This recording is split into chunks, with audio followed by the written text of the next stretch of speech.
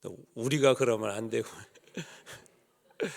네, 우리 여인들이 찾아갔습니다. 여인들이 그래서 우리 권사님들이 마지막 찬양했으면 좋겠다라는 그런 마음으로 우리 권사님들께 좀 부탁드렸습니다. 너무 감사드리고 또 늘 교회를 위해서 누구보다도 우리 앞장서고 또 애쓰고 수고하신 우리 권사님들 또 주님으로도 축복하고 또 많이 또 기도해 주시기 바랍니다. 자, 오늘 말씀 제목 부활 새로운 시작의 선언, 부활 새로운 시작의 선언이라는 제목으로 말씀 나누도록 하겠습니다. 세상에서는 자격이 참 중요하더라고요. 자격. 그래서 직장에 들어갈 때도 자격도 있고 또 거기에다가 어떤 자격도 있냐면 남자들 군대 가는데도요, 나이가 되면 무조건 다 가는 게 아니라 다 또 이렇게 신체 검사 같은 것도 하고 여러 가지 그 조건들을 봅니다. 자격이 미달되면은 의무지만, 군 생활이라는 게 의무지만 그 병역에도 이 자격이 있어서 의무지만 갈 수 없는 그런 경우들도, 입대할 수 없는 그런 경우들도 종종 발생합니다. 그러나 예수님은 복음을 자격을 이렇게 두고 전한 것이 아니라 예수님은 복음을 자격 없는 모든 사람들에게 이렇게 주셨습니다. 이게 제자들의 모습을 이렇게 보면서 가끔 이런 사람이 제자인가라고 하는 인간적인 생각이 들 때가 있습니다.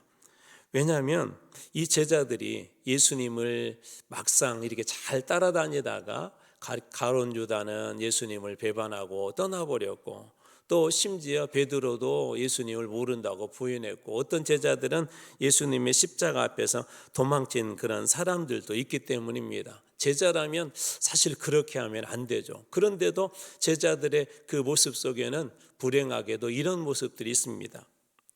오늘 본문은 예수님께서 부활하신 후 제자들에게 나타나신 장면인데 이 장면에서도 그러한 비슷한 모습을 우리는 만나게 됩니다. 19절 말씀입니다. 이날 곧 안식 후 첫날 저녁 때에 제자들이 유대인들을 두려워하여 모인 곳에 문들을 닫았더니 예수께서 오사 그 가운데 서서 이르시되 너희에게 평강이 있을지어다. 안식 후 첫날이니까 안식일이 토요일이거든요.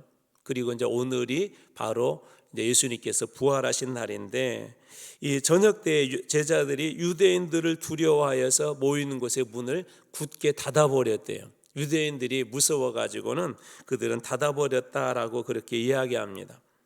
유대인들이 두려웠고 제자들은 그들이 모인 그 집의 모든 문들을 다 닫아버렸습니다. 왜 그들은 이 문들을 닫아버렸을까요? 오늘 말씀에는 단순히 유대인들을 두려워했다라고 그렇게 표현되어 있지만 그 이상의 그 의미들이 이 속에는 들어있습니다. 또 다른 한편의 제자들의 모습인데 바로 제자들의 그 불신앙의 모습이 이 속에 조금이라도 들어있다는 것입니다. 쉽게 얘기하자면 이 제자들은 예수님의 그 약속, 예수님께서 분명히 그렇게 말씀하셨거든요. 부활에 대한 이야기를 하셨고 그리고 예수님께서 반드시 살아날 것에 대한 그런 이야기를 하셨음에도 불구하고 그 약속보다는 그들 눈앞에 보이는 유대인들이 훨씬 더 두려웠기 때문에 그렇습니다. 약속을 잊으면, 하나님의 말씀을 잊으면 두려움은 항상 커 보입니다.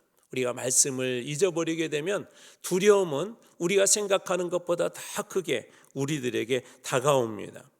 다니엘에게도 이런 두려움들이 있었죠. 우리가 잘 아는 것처럼 다니엘도 사자굴에 던져질 그런 두려움이 있었지만 다니엘은 어떻게 합니까? 오히려 창문을 활짝 열고 하나님 앞에 모든 사람들한테 이렇게 보여줍니다. 나는 그래도 하나님을 예배하는 사람이다. 두려움보다도 그에게 더 컸던 것은 하나님에 대한 믿음이었었고 하나님에 대한 신뢰였었고 무엇보다도 어떠한 상황에서도 하나님께 예배드리는 그런 것들을 그는 놓을 수 없었습니다. 그에게 문제는 하나님보다 결코 크지 않았습니다. 하나님께서 문제보다 더 크셨던 것이죠. 그래서 다니엘은 이 모든 것을 알았음에도 불구하고 창문을 활짝 열어서 사람들이 봐도 이제 그가 고소와 고발을 당해도 그가 사자굴에 던져줄 것을 알면서도 그는 하나님 앞에 그렇게 예배합니다. 그에게 있어서 문제보다 하나님은 더 크신 분이었습니다. 우리가 문제나 어떤 상황 앞에서 두려웠다는 가장 중요한 이유는 그것들이 하나님보다 다 그것 때문에 염려하거나 두려워한다는 것이죠. 오늘 우리도 그럴 때가 있지 않습니까? 어떤 일들이 힘들어지고 어려워지면 신앙의 문을 닫아버려요. 어떤 분들은 교회를 떠나고, 어떤 분들은 기도의 문이 닫히고, 어떤 분은 말씀의 문이 닫힙니다. 말씀을 들어도 귀에 들어오지 않고, 말씀을 읽고 싶지도 않고, 기도해야 된다는 건 아는데 기도가 나오지 않습니다. 그 두려움만 생각납니다. 염려만 생각납니다. 걱정만 계속 우리 안에서 이렇게 생각이 납니다. 여러분의 삶에는 무엇이 가장 큰 두려움입니까? 그 두려움보다 예수님이 더 크신 분이십니까? 아니면 두려움이 더 커서 기도의 자리에, 말씀의 자리에 나오는 것을 망설이고 있지는 않습니까? 예수님에게 있어서 굳게 닫힌 문은 아무것도 아닙니다. 저는 어제와 오늘 말씀을 보면서 어떤 생각이 들었냐면, 외적으로 이 대제사장과 바리새인들은 예수님이 누우셨던 그 무덤의 문을 굳게 이게 돌로 막아버렸죠. 거기다 인봉까지 합니다.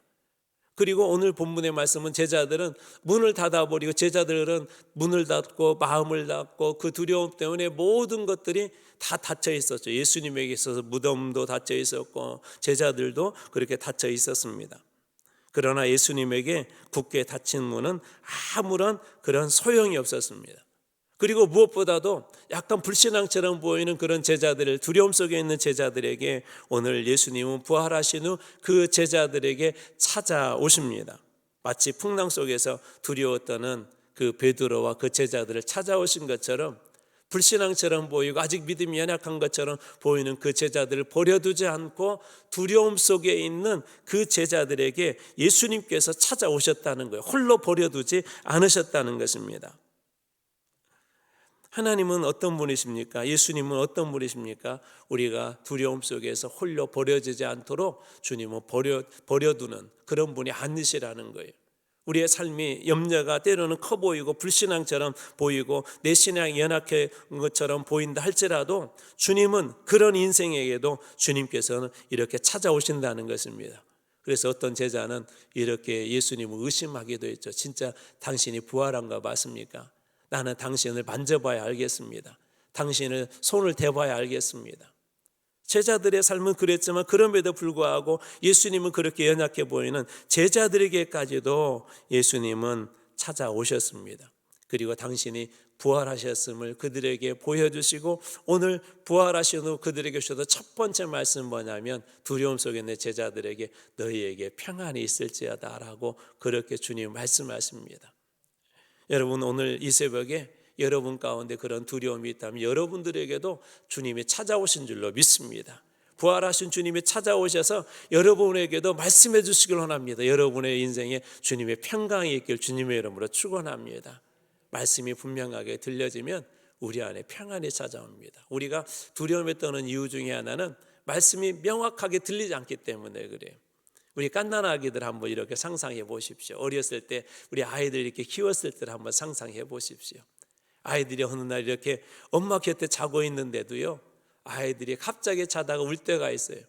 어떤 아이들은 무서운 꿈을 꾸고 울 때가 있습니다. 두려울 때가 있습니다. 그럴 때 엄마가 이렇게 왜 그래? 엄마 여기 있어 하고 그 아이를 이렇게 따뜻한 손으로 안아주면 금세 울음이 그칩니다. 평안이 찾아옵니다. 여러분, 우리 인생의 두려움의 가장 큰 이유 중에 하나는 뭐냐면, 우리 가운데 주님이 찾아오셨음에도 불구하고, 말씀하셨음에도 불구하고 그 말씀이 들리지 않는다는 거예요. 우리 주님께서 부활하셔서 여전히 살아계심에도 불구하고 우리들은 종종 어떻게 생각을 하냐면 하나님이 계시지 않는 것처럼 그렇게 생각하기 때문에 그렇습니다. 두려움 속에 있어도 예수님이 계시지 않는 것 같아도 예수님은 부활하셨고, 부활하신 그 주님은 두려움 속에 있는 그 제자들에게 찾아오신 것입니다. 오늘 그리고 제자들에게 보여주신 것이 또 하나 있는데요, 오늘 말씀의 20절입니다. 이 말씀을 하시고 손과 옆구리를 보이시니, 아마 제자들 중에도 그렇게 의심이 갔던 사람들, 진짜 예수님 맞아? 어떻게 사람이 죽었는데 다시 살 수가 있어? 예수님의 약속은 잊어버리고요, 이 세상적인 그런 지식에 함몰된 그런 제사들의 모습 때문에 예수님께서 이렇게 하신 것이죠. 이 말씀을 하시고 손과 옆구리를 보이시니 그제서야 제자들이 주를 보고 기뻐하더라. 부활이 실제라는 것을 그제서야 이들이 깨달았다는 거예요. 부활이 보여주는 아주 중요한 그림이 하나가 있습니다. 그것은 뭐냐면 예수는 그리스도라는 거예요. 예수가 메시아라는 것입니다. 왜냐하면 이 십자가에 죽는 건 강도들도 죽잖아요. 십자가에 누구든지 인간은 다 죽을 수밖에 없습니다. 그런데 이 부활이 가지는 큰 의미 중에 하나는 뭐냐면 십자가는 대속, 예수님께서 우리의 모든 죄의 값을 다 갚았다면, 자 그렇다면 그분이 진짜 그 갚을 만한 능력이 되냐는 거예요. 그동안에 하나님의 아들이다라고 그렇게 이야기하고 내가 모든 너희들의 죄를 갚기 위해 십자가에 죽을 거다는 것도 말씀하시고, 그리고 3일 만에 부활할 거라는 걸 말씀하셨다면 사람이라면 그런 일들이 일어날 수가 없죠.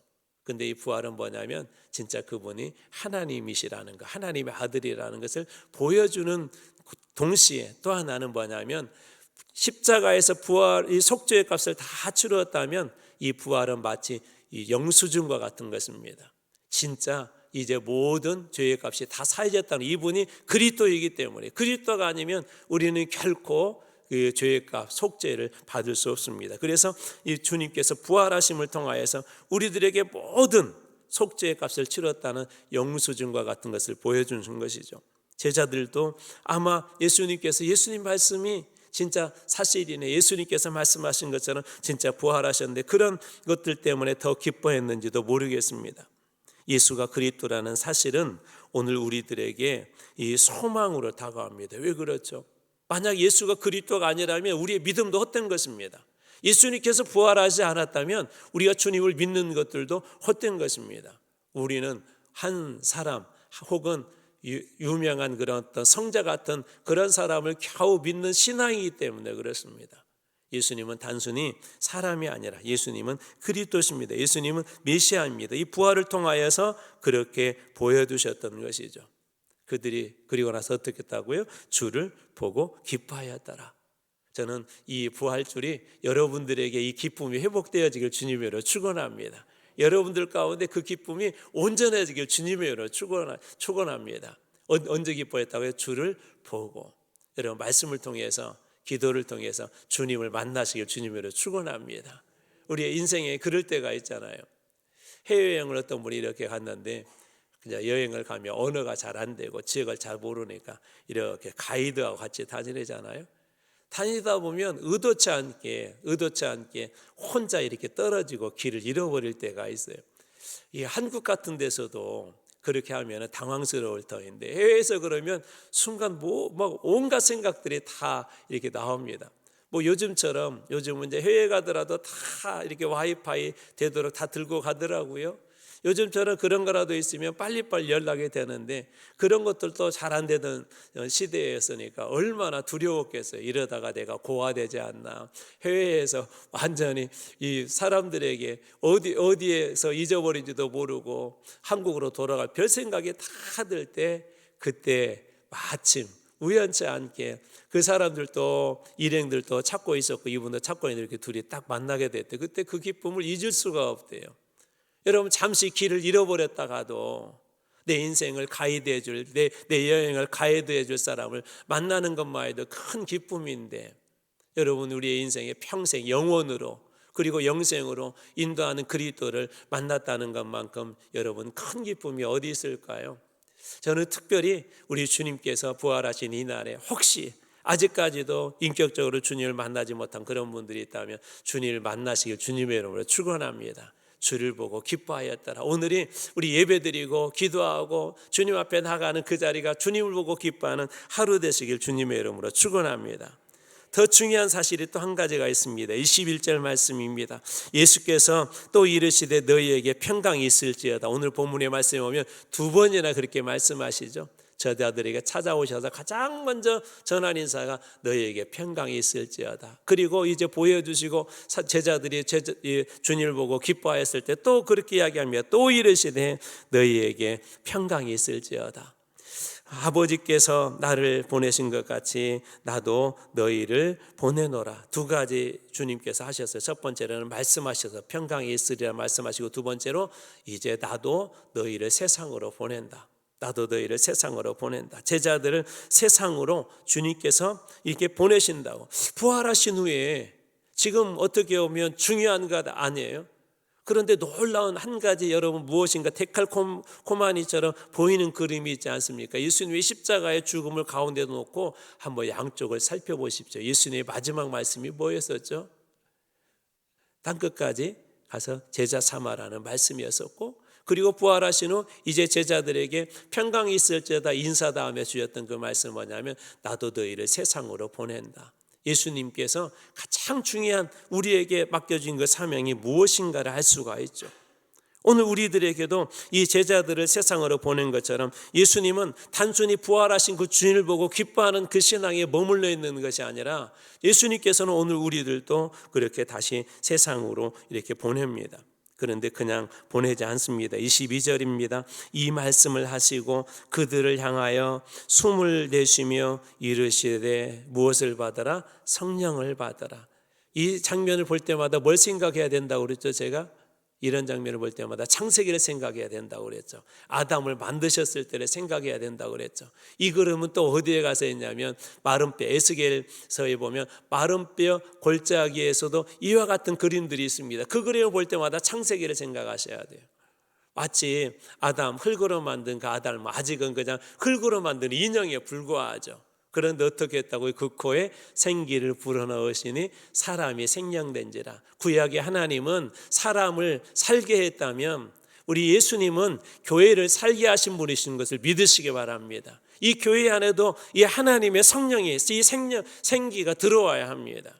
제자들에게 그냥 단순히 너희들이 교회다, 이제 교회가 돼서 교회로서 사명, 세상으로 파송되어 세상을 살리는 일을 하라, 그냥 말씀만 하시는 것이 아니라 이 죽어있는 두려움 속에 있는 그 교회를 향하여서 예수님께서는 숨을 내쉬며 그들에게 성령을 받으라고 그렇게 말씀하여 주십니다.